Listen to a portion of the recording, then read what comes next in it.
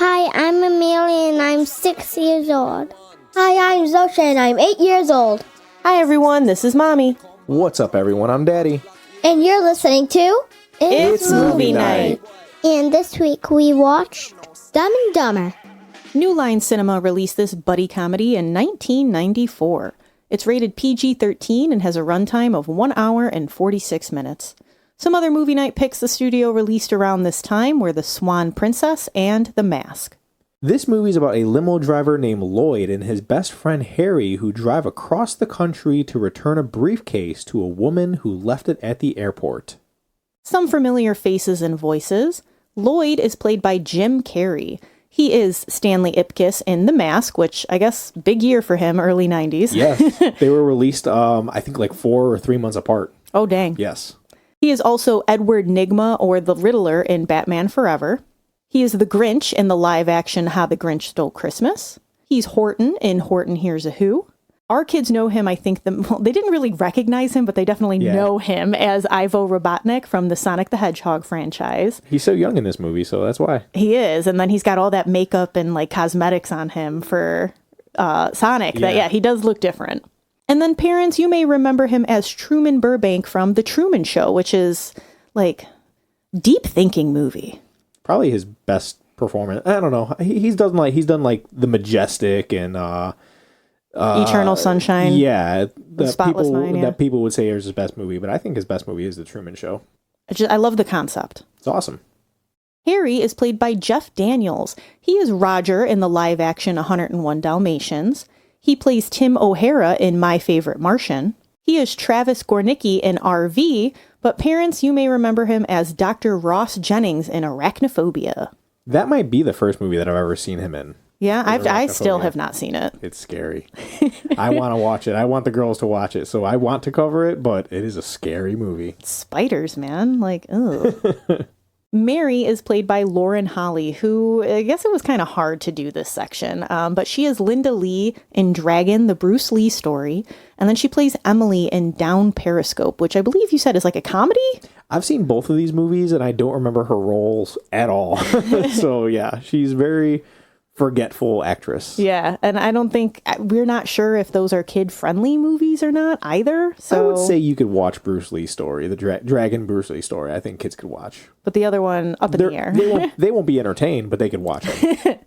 Nicholas Andre is played by the late Charles Rocket. He plays Dave Dennison in Hocus Pocus. He's Judge Thatcher in Tom and Huck, but parents may recognize him as Kyle from It's Pat.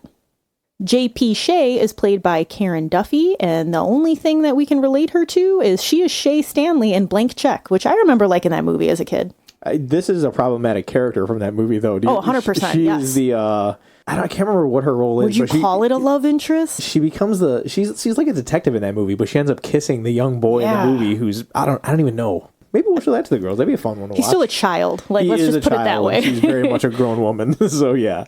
But the director of this movie are brothers, Peter Farrelly and Bobby Farrelly. And they have done Kingpin, There's Something About Mary, Me, Myself, and Irene, Osmosis Jones, Shallow Hell, Fever Pitch, and Dumb and Dumber 2 together. That's a lot. It's interesting because, like, we grew up on a lot of those movies. There's Something About Mary, Me, Myself, and Irene. I know I've watched Osmosis Jones numerous times, and then Shallow Hell, and Fever Pitch is one that I've tossed up doing for the podcast as well. I think I went to go see Stuck on You for either my birthday or somebody else's birthday with friends, too. I think that's another movie they did. They did, yes. I've never seen that movie. That's one of their movies that tries to have a message, and it's Matt Damon. So I mean, like, how terrible can it be? He's made some stinkers. But He has. He is a great actor, but yeah, he's made some stinkers. Let me put it this way: I haven't watched that movie as an adult. Okay. I haven't watched it probably since then. So it's like this movie. Yeah. Okay. Yes, very much so. So separately, Peter Farrelly has directed Green Book, which I believe that won a Best Picture award. It was at least nominated for the Oscars. He's also directed The Greatest Beer Run Ever, which I've heard good things about it. Is that the Zac Efron one? It is, and then so is this next one, Ricky Stenicki. He's in that movie. Which was entertaining. It's entertaining. We laughed. That one's at least on par with the rest of his resume. It is. And then Bobby Farley directed the new movie that just came out like at the end of 2024, Dear Santa, where Jack Black plays Santa Claus. Oh, we haven't seen that one. We have not seen that one, but yeah, they've done things separately. Green Book, though. Like, what? Yeah. So first impressions of this movie, Mommy. It came out December of 1994. I don't think, but I'm going to ask, did you see it in theaters? How old were you the first time you watched it? And do you remember liking it? This was like a month before I turned 3. So no, I did not see this in theaters. I couldn't tell you how old I was the first time I watched it. I had to have been young. Like, it had to have been like 5 or 6. Like, has it always just been there? Yes, we had it on home video, VHS. So like, it's always been on because my parents liked that type of comedy. You know what I mean? Like, I feel like it was a commonly watched thing. That was definitely for this the thing time at that period. time. It was Jim Carrey. Anything Jim Carrey. Like, we had the Mask VHS, Batman for anything Jim Carrey we had. Yes. When I was younger, I do remember liking it. I thought it was so silly. My brother and I wanted to have the suits. You know, we wanted the orange and baby blue suits. It's an iconic scene. It is. I get it. How about you? I did not see this in theaters, but December of 94, I want to say that I probably saw this in 95 then, but before I turned 5, so I was probably 4 years old. And I remember liking it a lot. I was like, this is hilarious. These guys are so funny. There is a lot that we'll talk about that goes over our heads at that age, but yeah, I remember liking this a ton. First impressions when we were, 4 to 6 years old, it wasn't, it was funny. Zosha, did we have a title drop? No, they say dumb and dumber, but just not together. Yeah, we never get that true title drop. No. Amelia, what about our cat cam? No, there was no cats, but there was dogs and birds and owls. Yeah, so a little array of other animals, but no kitty cats.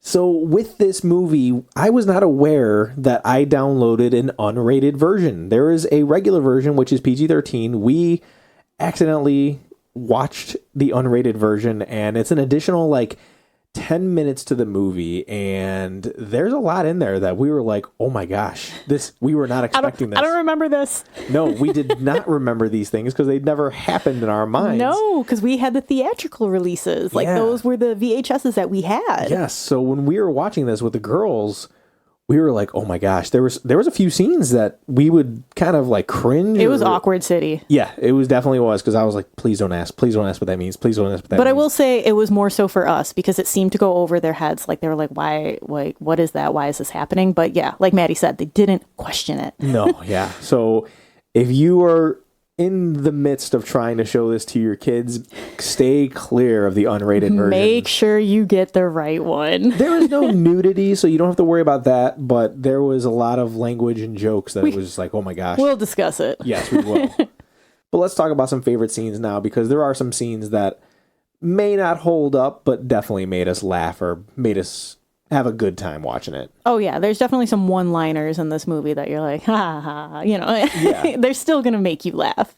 One of my favorite scenes is actually the opening. I always loved when Harry is driving the dogs and trying to get them to this it's like a dog show. I think it's a dog show. And he is giving them the roast beef au jus, and he went into a place and ordered them all a lunch. Yes, and he's got the foot long, and it's the tiniest dog that comes to get it. And then I always loved when he had to have gone off of a ramp, but I'm assuming that he hit just it was ridiculous. a giant bump that sends the sheepdog van, it's a van. It's a van. Sheepdog van into the air, and I always thought it was so funny. I laughed so hard when I was younger, and I still liked it today. Well, because but at the same time, you're like, in reality, it's a joke, but in reality, it's like those dogs hit the ceiling. Those poor things. Oh my God. It is very funny. But yeah, he was giving them condiments too. So he's throwing ketchup and mustard back to these dogs. So they're filthy. I'm like, what are you doing, Harry? But it's funny. It's yes, always a scene that I liked. I really like the snowball fight when he's on his date, so to speak, if With Mary. we want to call it a date, which is also super weird that her mom basically sets her up on a date even though she's married. Yeah. Super weird. It is. But regardless, we get a funny scene out of it because they're playing in the snow and they initiate a snowball fight. She like tosses snow at him. Like it's just like a ha ha ha, let's play in the snow. But he like takes it as game on and you just see the look in his face just get so serious. And the way he whips this snowball at her, it is hysterical. It's just there's so much hate behind that throw. He like follows through with that throw. Right in the face. And the way that it's cut and then the Foley that they use for like the sound effect of that snowball hitting her, just fantastic It's editing so on that good. part. It was so good. And then he continues to go after her and then what do they call it? Was it whitewashing? When you would just tackle them and then like put snow down their jacket? Yeah, I don't know what it is, but I know what you mean. Like, yeah, when you're just shoving it down somebody's coat or their snow pants. Yeah. Zosha shared her favorite scene, and I had to disagree with her on this, but it is funny. So it's the scene where Lloyd and Harry are in that diner and they eat those hot peppers. And then, of course, they're gonna be hot. So they're trying to find any relief from this burning in their mouth. And they pick up the ketchup and mustard bottles and just start straight up squeezing them into their mouths, like in a very non-delicate way too. Like there's just stuff everywhere. It's making such a mess. But it's, oh my God, guys. I like it makes me want to throw up. The thought of that much mustard and ketchup being like in mustard, my mouth. You don't like mustard in general. But even that texture, like that much just like thick goo, I'm like, ooh, nope. It is a funny scene though. It is hilarious because the amount of mess that they're doing. I don't know if this was a note to like Jim Carrey to just squeeze the bottles into the air. Yeah. Or if he did that on his own. But either way, hilarious. The fact that nobody else around them, too, seems to be giving them the time of day. I think they were reacting. You think There's so? Because people- I felt like they were just like, oh, okay. No, it was funny. Oh. Amelia said that her favorite scene is when Lloyd is having his pretty woman montage when he's trying to find the perfect outfit and the guy with the suit racks comes in and he's trying to dress him so dapper. Like he comes out with that like white and black tux first and then he's got like a sleek black one. And every time Harry too, he's like, no. And Lloyd just looks miserable. And then he finally comes out in that iconic bright, frilly, ridiculous orange suit with the top hat and the cane. And they're like, yeah, there it is. Yep. And then, of course, Harry gets a matching one in an equally obnoxious baby blue color. Yep. And she's like, I like that scene. It's so funny. It's a funny montage because like they're doing these things like trimming their toenails and stuff, and they have to use a grinder for Lloyd's toenails. And then there's a mound. You just see the floor, and there's a mound of hair. And then when they pan up, you see that these people are trimming their nose hairs. Yeah. So like the amount, it's like the size of your head. What this mound of hair was. So it's funny. It's a good scene. Or they both get their hair finally looking somewhat nice, and then they just shake it back to like the bowl cut, and like Harry just always looks completely disheveled. Yeah. Like Jeff Daniels' hair, man. I don't know what texture it is. Similar to like Trump-esque, where it's just so thin that you can see through. Yeah, you see like a scalp through the thin hairs. It's like, dude, just let them do your hair. My last favorite scene is, or just one of the scenes that I want to bring up is Lloyd's daydream. He actually daydreams twice. The one I'm thinking of is this kung fu scene where he's taking Mary out to a restaurant and all these other guys are fighting for Mary, but Lloyd sees himself as like the most macho. And he's fighting off these guys, and it's very funny. And then I know that it's going to come up later on, but it's a good scene. So I'll leave that for later on. Yeah. But then he daydreams himself being like the source of entertainment for Mary and her friends. So he lifts his legs up and he lights a fart on fire. And as a kid, a bunch of ridiculous stuff. As a kid, I thought it was hilarious, and it still was kind of funny today. I don't. You know, the 33-year-old in me still, 34, the 34-year-old in me still thinks that fart jokes are funny. Yeah, that same scene, he throws like the jar of nuts in his face, like just anything to get people to laugh at him. And they're all just like, yuck, yuck, yuck, yuck, yuck, yuck. Like the typical like crazy laugh. It is. It was a funny scene. It's yeah. So with those favorite scenes, we're going to talk about some positives of this movie now. And I think one of them is that, you know, there's a lot of funny parts in this movie. We've talked about some of them already. So whatever, you know, I don't know if it's the writers or just the comedic timing of these actors, you know, between Jeff Daniels and Jim Carrey. You know, Jim Carrey is obviously an icon in the comedy world, especially at this time, but they deliver some really good laughs. You know, Jim Carrey came from SNL. Jim Carrey, I think that this humor is just what people wanted in the 90s, and there's still elements of it that holds up. It's almost like when you watch like the Three Stooges. Yeah. Like during that time, I don't know if people thought that was funny, but I think in the 90s, I loved watching the Three Stooges. Three Stooges were hilarious to me. Did you watch Three Stooges when you Never my cup of tea. I didn't like it at all. Okay, you didn't like that kind of comedy. Nope. Okay, I thought it was hilarious. Now, when they remade that movie, or not remade the movie, when they made the movie in like the early 2000s, I was like, that's not the kind of humor that This ain't it. Yeah, people don't want this kind of humor today. But in the 90s, that was hilarious. And there's some things in this movie that I think they did a really good job with hitting the nail on the head of like, this is something that does have its elements of holding up today. Some of the jokes can go through time versus most of the movie, I'd say, is a product of the early 90s. Oh, yeah. But with all of the pros and cons, it really does just work in its own weird sort of way. Yeah, it's not that it's not a comedy already, but it kind of reminds me of the movie Tucker and Dale versus Evil. Love that movie. Yes, a fantastic movie. For parents, it is a comedy horror. But these bad guys in this movie, they have these, not opinions, or they have these... They have these notions that Lloyd and Harry are these serious, like, fellow hitman that know what they're doing. Yeah. But they're not. They're like, these guys are good. Yeah. They'll make those comments, or like, oh, they're sending a message by killing one of the owls. Yeah. It was a message, Shay. Pure and simple. I mean, we killed their bird. Now they killed one of ours. In no way, shape, or form is that what Harry and Lloyd are doing. No intentions. They don't even know these people are following them. No, they don't. So it has those elements. Like, this movie just works. There's something about it that, you know, remade today, there's a lot of jokes that need to come out, but there's something about this concept that it kind of works. I would like to see a remake of this. Yeah, like it was funny that they put the note on the door about like the gas man, because that's why they fled to begin with. They were like, oh man, did you pay the gas bill? No. So they escape. So that's when they originally are like, you know what, we'll leave for a little while. Let's go to Aspen and we'll come back and maybe the gas man will lay off us. So they leave that note on the door. And Mental, right? That's his name. Mental. He's got ulcer problems. He's like, They must have been following us for weeks. What do you say? Gas man. How the hell do they know that I got gas? They gotta be pros. and it's just, it's funny. In someone's head in the movie, everything adds up, and then the other ones are just completely oblivious, and it works. And it is a parallel to Tucker and Dale vs. Evil. So if you do ever check that out, like the main characters in this movie they're just trying to have a good weekend alone. And all these other people think that they're murderous creatures out in the woods to attack them. And they're not at all. They just want to have fun in their vacation. They just want to go fishing. Yep. Yeah. So fantastic. Check it movie. out if you like this. Yeah. Otherwise, for messages, this one was pretty hard, guys, because I feel like the main characters don't learn anything. So I guess that you could say that ignorance is bliss. Despite the clueless way that Harry and Lloyd go through life, things end up working out pretty decently in the end for them. Mm-hmm.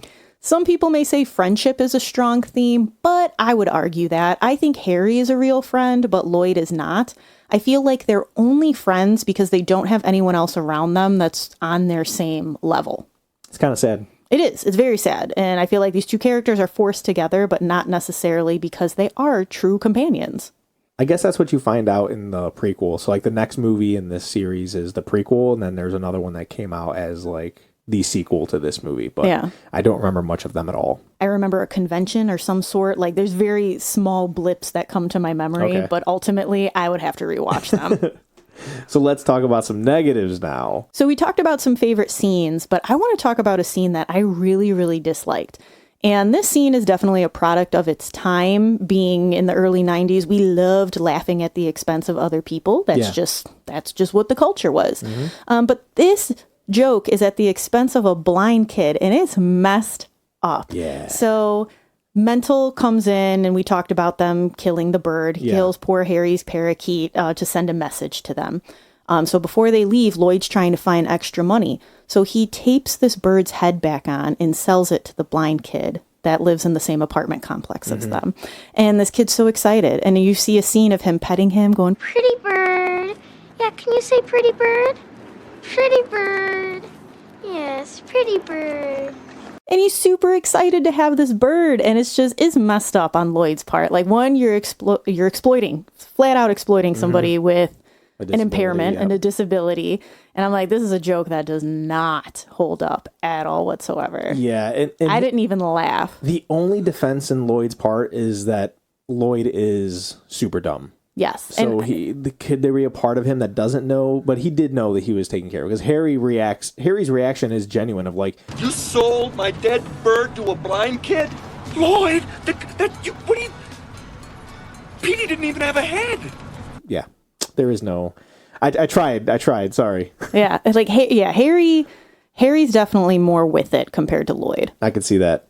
So I'd already brought up that we watched the unrated version, and that had a lot more adult jokes in it. And like I'd already said, if you're going to watch this with your kids, try to find the PG-13 version. But I do remember some things from the original version that are still red flags. The character Seabass in this movie, I always thought he was kind of funny. And, because he's just this Diner bully. Yeah. His hat in this movie, I can't even say the words that are on his hat because it's very inappropriate, but it's something that I know was there in the original, and we watched it, and it was right there in our face, and we never made a comment. We just never read it or put two and two together. Or knew what that even was. So go look up the hat, because it was, oh my gosh, it's a thing. And then the scene where, an iconic scene, I think, where Lloyd is in the bathroom and Seabass comes into the stall. Yeah, he kicks the door down. I was always just under the impression that he was there to beat him up. Yeah, because of the stunt they pulled for At him the diner. paying for their food. Yeah. Yes, that's always what I thought was happening. Me too. And this movie, now that maybe I couldn't read when I was 5, and I haven't seen this movie when I was 5, I have no idea Why we didn't catch it. But yeah, there's a very inappropriate thing that's written on the wall of this stall, and that's why Seabass is there. And I hope I'm putting down enough that some of you are picking up what I'm saying. Otherwise, I'm gonna piece the rest of this puzzle together when we get to parental guidance. Yeah. in a better way. Yeah. The best way that I could say it, I guess. Yes. But there is quite a bit in that regular PG-13 version that I was like, oh my gosh, adding it all up now, I'm like, this is crazy that we watch this. Mm-hmm. So a very large portion of this negative section is there's just an ultimately huge issue with the Farrelly brothers to begin with. Most of the main characters in their movies have disabilities, but they are played by actors who do not. Big problem. It's not like The Ringer where, you knew what that movie was. You had those people who were there. Yes. You had the representation. Yes, and there was a clear message that it was trying to send, despite having all the comedy to it. But these movies are not that. And then most of the jokes are at the expense of those characters as well. Not cool. It's not like you're joking with them. No, we're straight up laughing at them. And that is definitely not our culture today. I found an article that made me very sad towards our society because there are movies like Dumb and Dumber and Something About Mary that are more problematic are the high grossing films compared to their films that tried to hold a valuable lesson like Shallow Hal and Stuck on You, which made significantly less money. Okay. Like those movies have the jokes in it, but Shallow Hal is trying to teach you, beauty's on the inside. You need to see that, which Jack Black's character does by the end. Yeah. Stuck on You. Society's telling you that you guys shouldn't be conjoined twins, that you need to have your bodies apart, but you see that they're just more comfortable. They work better together as brothers. Like, that's just how they're comfy. Okay. Again, silly, ridiculous, but there's some good heart there versus these movies. So that's pretty messed up. I just don't get it because I was offended by this movie and I don't even have a disability. It just seemed wrong to laugh at a guy who can't read and two men who have such low intelligence levels that they're struggling in life to keep a job, to pay bills, or make any good decisions. Like that beginning portion where they're both just sitting in their apartment being like, oh, did you get fired today? Yeah, you too. It was really depressing. Yeah. It's something that you're not paying attention to when you're watching it when you're younger, or, enjoying that 90s humor. Yeah, but as an adult, you're like, you feel really bad. You're really sad. You're like, what services are available to these people so that we can get them on their feet? Like, that's where my mind goes today. There's a spectrum somewhere that they're on and they need help. Yes. And I just, because especially like Harry, you could tell is a little bit more with it, that may be more towards the realm of down on his luck versus Lloyd. Like, I don't know. He needs help. Lloyd needs help. Where we can't make good decisions to even function, obviously somebody needs to intervene, and that's not okay to make fun of. No. And in that realm, like, of these two characters, you know, something else that we didn't like was a lot of the name calling. It always seemed like it was innocent because they're friends, but they call each other some really hurtful names. And in the unrated version, there's also a term that Lloyd calls Harry that's usually used for gay people, like, during that time. And it's something that made me audibly gasp. I was like, oh, I was like, no, you don't do that anymore. No. So I'm glad it's in the unrated version, but even for our girls to hear it, I'm happy they didn't ask what it was, but it was one of those things that it made me cringe. And I was like, please don't ask what that is, because I don't want to explain that this is a word that people back then used to be mean. And I'm sure people still do today, but we don't use those words. I'd say for the most part, at least in our life and the people that we surround ourselves with, this doesn't exist anymore. Yeah. Like that's not a thing. And also for two people that are supposed to be best friends, they just put each other down a lot. Yeah. Like Lloyd towards Harry more so, to the point where I think Lloyd is an irredeemable character, at least as a friend. Like, I know he's got these other issues that are undiagnosed or whatever the heck's going on with Lloyd, but he is just so mean to Harry. Like the fact that he stole a relationship from him and like different things like that. Lloyd is the Cusco of this movie, huh? He is, and he ropes Harry into going on this trip and then ends up going back the same direction for like 5 to 6 hours, and they're running out of money, and then he ends up bringing 2 pairs of gloves, and it's played off as funny. Like, you've had 2 pairs of gloves this whole time? Yeah. You've had this pair of extra gloves this whole time? Yeah, we're in the Rockies. But it's funny, but also it's like, it's so rude. Like, is. if this is your best friend, you share. Not as much of a buddy film as we thought. Maybe not. And then the last thing that I have here is that some of the jokes are honestly too clever, at least for kids. In the very beginning of this movie, this is another joke that went over my head as a kid. And you make the left over the bridge. That's a lovely accent you have. New Jersey? Austria. Austria? Well then, good day, mate. Let's put another shrimp on the barbie. And this is something that went completely over my head when I was younger. I was 5 or 4 when I saw this movie. I didn't know where Austria and Australia were. It's funny, but also you could be like, oh yeah, I would be super offended if I were that woman. I'd be like, wow, okay. Yes, and then the other one is when they are getting pulled over, the cop is in a motorcycle riding next to him, and he says, Pull over! No, it's a cardigan, but thanks for noticing. Yeah! Killer boots, man! it's very clever, but it went over my head when I was younger. We don't know what pullovers and cardigans are. No, definitely not, but it was hilarious now watching it today, and this is something that I'm going to put as a negative because your kids are going to watch this movie and they're not going to laugh at a lot of the jokes that you will be laughing at. No, they won't understand them. Now, let's get into this parental guidance because it is kind of lengthy. And like I said, we watched the unrated version. So do your best to do this PG-13 version. Yes. And mind you, most of this is going to match up because of the fact that the unrated version is only, like you said, like 10 minutes longer. Mm-hmm. So most of this is pretty similar. So language, I'm going to go mild to moderate, probably more moderate for the masses. There's one word in particular that we don't use that was said multiple times and we cringed every time. Mm-hmm. It's the P word, parents. Outside of swear words, like we have mentioned, there's a lot of name calling and putting people down. Violence, there's a lot more violence than I remembered as a child, but it's a pretty fair mix of slapstick and serious. Outside of poor Petey getting his head snipped off, which does take place off screen, we see Harry's leg catch on fire. Lloyd accidentally kills an owl with a wine cork.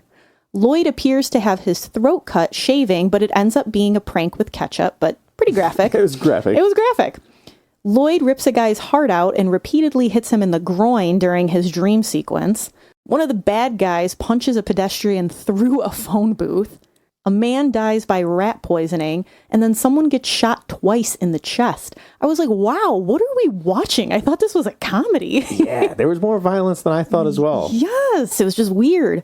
Scary, Amelia hated Lloyd's dream sequence. Him ripping out that man's heart and all of that. She was like, I don't like that. It's too much for me. It's played off kind of silly because it's almost like a It's like an homage to martial arts movies. It's like an Indiana Jones and the Temple of Doom. Yeah. It's like a Kali Ma scene where you literally put your hand into somebody's chest and pull the heart out. Yes. And it's kind of graphic. You see the heart beating, so I could see why she was kind of terrified of it, but it didn't cause any nightmares. So No, but it still really disturbed her to the point where the next day she was like, I didn't like that part. So she still remembered it. Yeah. She also does not like when Lloyd is trying to help Mental with what he thinks is CPR, but really Lloyd is just repeatedly hitting him and stuff while he's clearly suffering. And it just came off very violent. And Amelia doesn't like that. When somebody is hurting, our children like to help. Yes. And that's nice of them.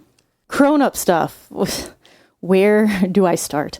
The worst part of the movie for us was the motel scene with Harry and Lloyd in the heart-shaped tub. They are discussing a past relationship, but it turns into banter about what Lloyd would do to Harry if he was a woman right now, and it gets real intense. During the scene, Lloyd is also listening with a glass through the wall, and you hear a woman moaning for pretty much the entire length of this scene. Now, this is just in the unrated version. That conversation about the past girlfriend, that is in both, but the moaning and whatever was just from the unrated version. Yeah, definitely caught us off guard. Oh, yeah. So make sure you get the rated version to steer clear of this awkwardness. Another intense scene is when Seabass finds Lloyd in the bathroom stall, like we talked about. As kids, we had no idea what was happening, but as adults, we now know that Lloyd escaped being violated thanks to Harry's flaming leg.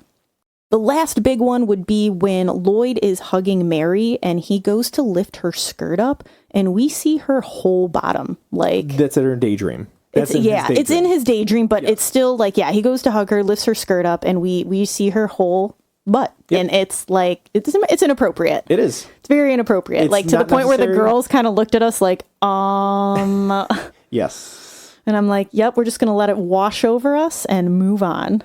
Some other less racy things are Harry building a snowman and putting the carrot down south to make a boy snowman instead of a face. Again, the girls laughed. They thought it was funny. Mm-hmm.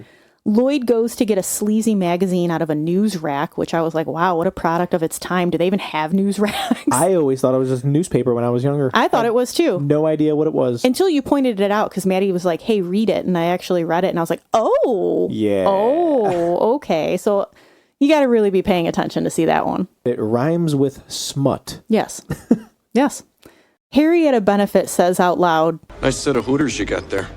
and it's funny because he is actually talking about the owls, but Mary next to him is like, what? And then realizes and kind of like laughs to herself. But so it's funny.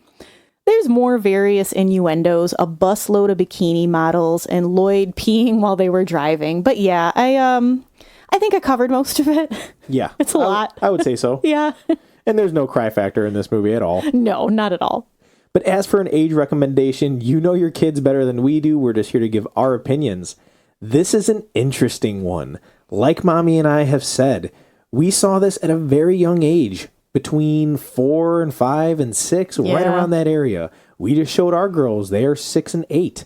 A lot of the jokes are mature. Like I said, clever at times as well. There are fart, poop, pee, booger jokes that the little ones are going to remember because I know I did. However, regardless of how our thumb ratings go, this is definitely a PG-13 and should only be shown to PG-13 or to kids at 13. Yeah. 13 and up for sure on this one. I mean, live and learn. Yeah. We didn't scar our kids with this, but it's definitely something that we don't remember it being this bad. No, I don't even think I was scarred by this movie. I remember growing up and saying, yeah, that's a classic. So no, and like I said, like our kids aren't scarred, but like they're just going to forget it after a while. But it was more scarring for us watching it with our kids as parents. Yeah, definitely. So Rotten Tomato critics have this movie at a 67%, which is a thumbs middle. Audiences have it at an 84%, which is a thumbs up. Let's see how it holds up in our house. Zosha, do you give Dumb and Dumber a thumbs up, a thumbs middle, or a thumbs down? Thumbs down. Why a thumbs down? 'Cause it's too adulty-ish. Okay, just the jokes were too grown up? Yeah. Okay, did you think any of it was funny? No. Okay. Amelia, Thumbs middle. why a thumbs middle? There were 2 parts that made me laugh, but I wouldn't watch it again. Okay, I understand. Mommy, what do you give this movie? I'm going thumbs down. It's one of those movies that I feel like I don't ever have to watch again. And if I want to see any of the couple jokes that do make me laugh, I'll look up a highlight reel somewhere. But I don't ever need to watch this movie again. What about you? I'm going thumbs down as well. This is not one that holds up. There's a few jokes that are funny, like you had said. I could watch this in a highlight reel on YouTube or something. Yeah. But for the most part, I don't want to watch it again. I would appreciate a reboot or like a remake if they did it. No, I feel like you couldn't even remake this today. It'd be you hard to be politically correct. I think you could make it politically correct. Challenge somebody to do it. I think that it could be done.